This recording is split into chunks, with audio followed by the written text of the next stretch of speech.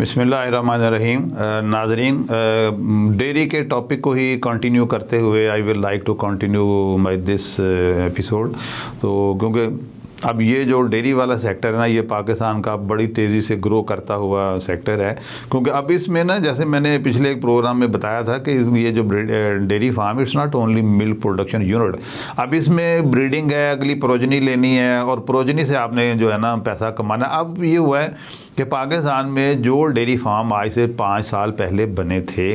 आज उनके जो स्ट्रेंथ है ना, वो ऑर्गेनिक ग्रोथ, उनके उन्हीं जो मिल्किंग कॉज थी, अब उन्हीं की नेक्स्ट पेडिग्री, नेक्स्ट जनरेशन आ चुकी हुई है। तो इसलिए ये हुआ है कि अब लोगों ने प्रैक्टिकली वो चीज़ ऑब्ज़र्व कर ली है कि ये मिल्किंग प्रोडक्शन यूनिट भी है, उसके अलावा ये मिल्किंग कॉ प्रोडक्शन यूनिट भी है कि यही जो फार्म है, यहाँ से आपको नए मिल्क प्रोड्यूसिंग एनिमल भी मिलेंगे जो आपने शुरू में जो हमारे डेयरी फार्मर दोस्तों ने इंपोर्ट किए थे। अब उनकी समझें 2-2, 3-3 जो है ना, उनके जो आ चुके हुए हैं, बच्चे आ चुके हुए हैं, उनके प्रोजनी नई आ चुकी हुई है और वो भी प्रोडक्शन में भी आ गई है। और कुछ दोस्तों ने ये किया है कि कुछ percentage of new of spring जो है वो उन्होंने मार्केट में सेल कर दिए 6-8 महीने के करके, और कुछ को उन्होंने अपने ही फार्म पे जो है ना वो प्लेस कर लिया है। और काफ़ी मेरे इल्म में हैं, अब कमर्शियल फार्म हैं काफ़ी दोस्तों के,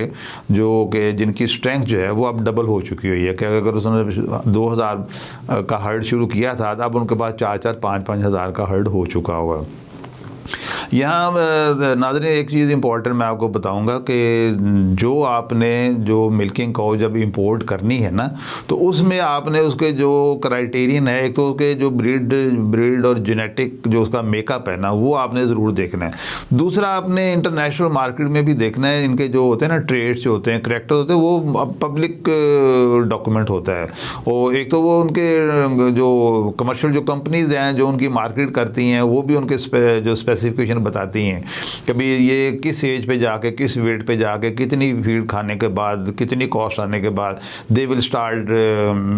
milking and they will start yielding new offspring. तो अभी तक नाज़रीन जो मुशाहदा आया है पाकिस्तान में, उसमें ये हुआ है कि शुरू में मोस्टली हमारे दोस्तों ने जो डेयरी फार्म में आए थे, उन्होंने mostly they imported animals from Australia.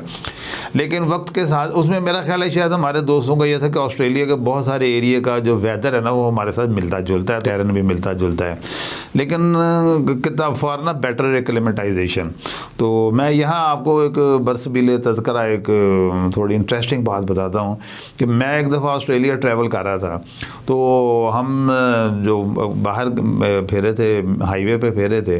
तो मुझे अपनी वैन से ना बाहर दाएं बाएं ना वो मुझे कॉज नज़र आए। वो बिल्कुल हमारी साहिवाल वाला उनका था, जो था ना उनका जो फीचर्स है, उनके बॉडी, उनका कलर, सारा कुछ। तो मैंने आउट ऑफ शाइनेस मैंने ना पूछा, मैंने कहा यार शायद ये मजाक ही न उड़ाएं कि ये, मुझे लगे ये साहिवाल का है। फिर मैंने थोड़ी देर बाद ना पूछ लिया अपने होस्ट से, मैंने कहा यार ये लग रहा है जैसे हमारे साहिवाल की नस्ल का से मिलती जुलती। फिर वो वही स्माइल, वो कहता है ये आपका साहिवाल की जो ब्रीड है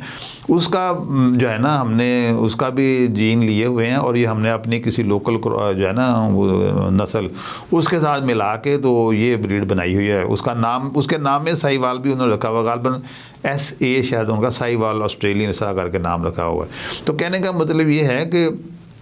देखो उन्होंने अलग हमारी साहिवाल उधर मंगा के उसकी ब्रीडिंग की हुई है, लेकिन बात यह है कि अब उनका ऑस्ट्रेलिया में वो मुल्क बहुत बड़ा है, रकबे के लिहाज से बहुत बड़ा है, उनके पास चरागाहें, फील्ड बहुत बड़ी बड़ी हैं, तो वो थोड़ा।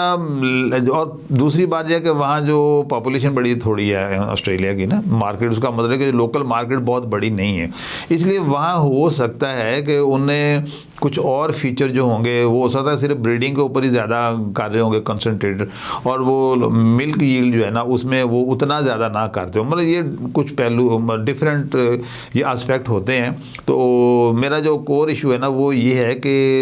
हमारे लोकल जो प्रोड्यूसर थे, इन्होंने पहले ऑस्ट्रेलियन जो ब्रीड्स थी वो ज़्यादा इंपोर्ट की हैं, लेकिन उसके बाद with the passage of time अब जो ट्रेंड हो रहा है ना, जो मेरे इल्म में अब जो ट्रेंड हो रहा है, अब हमारे जो डेयरी फार्मर जो इंपोर्टर हैं मिल्किंग काउज के, अब now they are shifting towards American breed. अब अमेरिकन ब्रीड्स में ये है कि अब हुआ ये है ना कि अब with the passage of time हमारे जो डेयरी फार्मर हैं, डेयरी ओनर जो हैं, अब उन्हें ये भी समझ आ गई कि एक्लेमेटाइजेशन की जो इम्पोर्टेंस है ना वो एक हद तक ही है, क्योंकि हम खुद एनवायरनमेंट कंट्रोल हाउसिंग कर सकते हैं और उसमें आप कूलिंग हीटिंग सिस्टम लगाना कोई इतना बड़ा मुश्किल नहीं है जो इन जानवरों को चाहिए होता है। तो अब जहाँ तक मेरा ख्याल है, बहुत सारे दोस्तों ने वो जो है ना एफिशिएंट कूलिंग और हीटिंग और जो है ना एनवायरमेंटल कंट्रोल सिस्टम अप्लाई करके तो देख लिया है। तो अमेरिकन जो वैराइटीज़ है ना हाई मिल्क यील्ड, अब उनका to my knowledge 40 litre per day तक वाली भी वैरायटी पाकिस्तान में इंपोर्ट हो चुकी हुई हैं।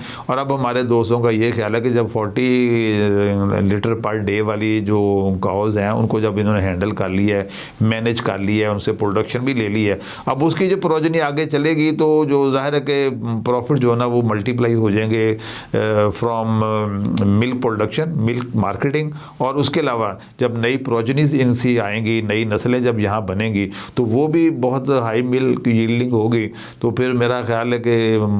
मामला इसी तरीके से कामयाबी से चलता रहा और ये इंडस्ट्री हमारी ग्रो करती रही, तो वो दिन दूर नहीं है कि जिस दिन हम भी मिल्क एक्सपोर्टिंग कंट्रीज़ में आ जाएंगे। Thank you very much.